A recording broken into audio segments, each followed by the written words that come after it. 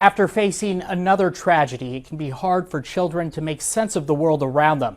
KRHD News reporter Diamond Dixon is speaking with a local clinical psychologist on how parents can start a conversation with their children on tragic events like this one.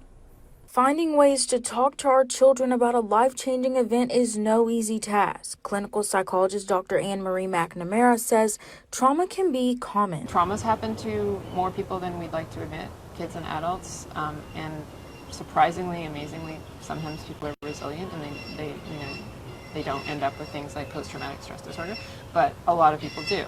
And this is why having the conversation now versus later is important. Dr. McNamara says we don't have to stop the negative emotions in children. We're not there to pretend it didn't happen or insulate them from that.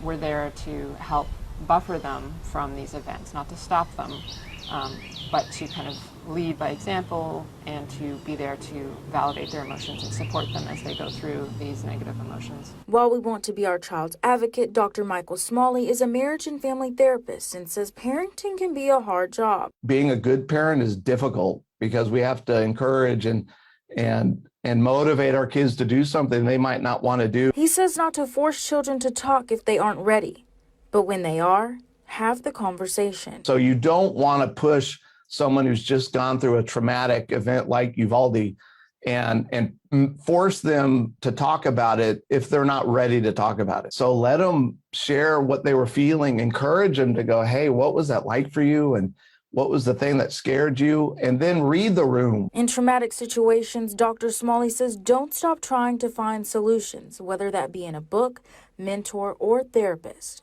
In College Station, Diamond Dixon, KRHD News.